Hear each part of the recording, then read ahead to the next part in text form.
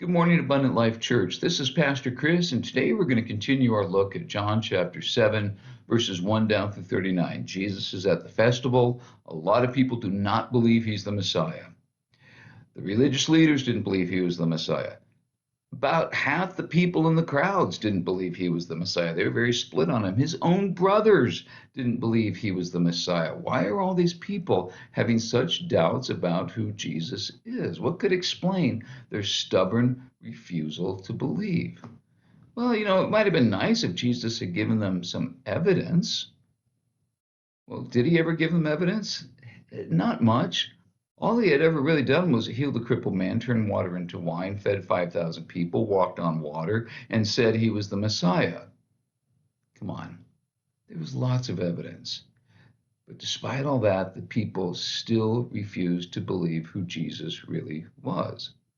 One of my favorite movies is the old classic from the 1950s. Jack Lemmon, Tony Curtis, Marilyn Monroe were in Some Like It Hot. You know the story to it. They dress up as women in an all-girls band because they're on the run from mobsters, and just if you've never seen it, rent the movie. It's hilarious. Some Like It Hot. But there's a great scene at the end where Jack Lemmon and this rich millionaire who is fallen in love with Jack Lemmon, thinking he's a woman. They're getting away from the bad guys in a boat, and they're just cruising along fast. And this millionaire wants to marry Josephine, I think her name, Jack Lemmon's female character name was. And he's saying, "Well, I can't marry you." "Well, you will, but I don't love you. You'll learn. I'm a terrible cook. That's okay. I can never have children. I don't mind." At the end, greatest finishing line for a movie ever. Jack Lemmon pulls off his wig, says, "Hey, I'm a man." The millionaire says, "Well, nobody's perfect." All this evidence right in front of you, and you're still refusing to believe because your mind is already set. This is what the people who didn't believe in Jesus were doing. Jesus made claims to be the Messiah. Now, is that why they're having their doubts? Did he actually ever say he was the Messiah? Come on, that's all he'd been saying throughout the gospel. Of all the gospels, John in particular is the most explicit about showing that Jesus claimed to be the Messiah and the Son of God. So with the miracles he's done, with his claims that I'm doing these miracles because I'm the Messiah, I'm the Son of God, the only way anyone could deny would be to purposely choose to disagree with him no matter what. And that's exactly what they were doing. No matter what evidence Jesus gave them, nope, nope, nope, they're not going to listen. So our real question becomes, why were they that stubborn? Why were they adamantly refusing to believe Jesus? And what effects does that kind of stubbornness have on a person in the long run? Well, what's causing people to be so stubborn and to doubt no matter what is really a simple but heartbreaking explanation for this kind of stubborn disbelief. The doubts all had one thing in common. They weren't based on logic, they weren't based on reason, but they were based on a very powerful human response: preconceived notions. If you want to sound really intellectual, you call them a priori assumptions. This is what I already have made up my mind going in. So no matter what you tell me, I'm not going to believe. They all had an idea of what the Messiah, this Messiah Jesus claimed to be. This is what the Messiah is supposed to be. But what if Jesus doesn't live up to their preconceived notions? Look at verses 25, 26, and 27. I can find it. There it is. At that point, some of the people in Jerusalem began to ask, "Isn't this the man they're trying to kill?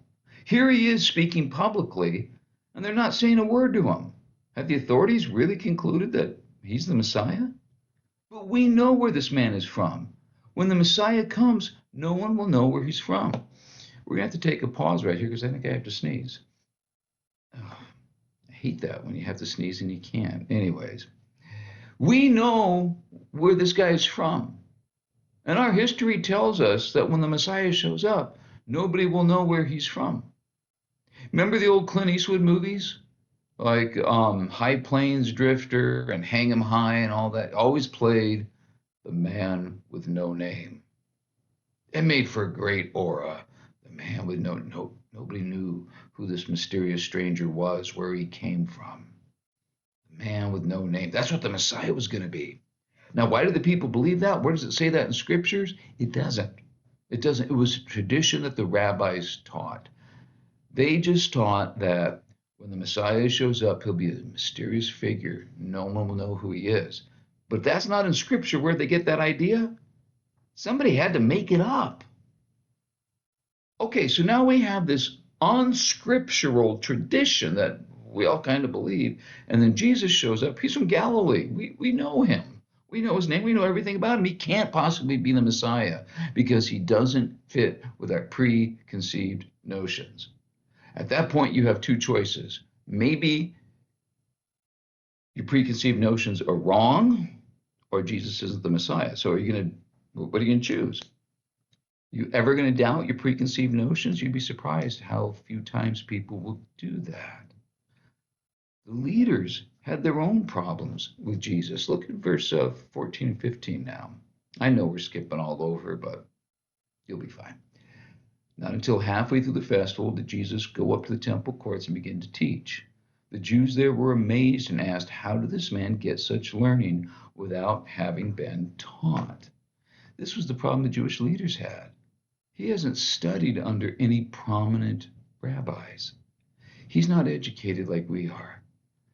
So who is he lecturing to? Oh, I'm sorry, so let me rephrase that. So who is he to lecture to anybody, much less them? Jesus was telling the religious leaders, the educated religious leaders, where they were wrong. That did not go over well. Don't forget, even his own brothers did not believe he was the Messiah because he was their brother. So all of them, the leaders, the people, his brothers, all had their preconceived notions of who Jesus was and of who the Messiah was supposed to be. Again, they're left with a choice. Either their preconceived notions are wrong or Jesus is wrong. Guess which option they went with. We'll talk more about this next time.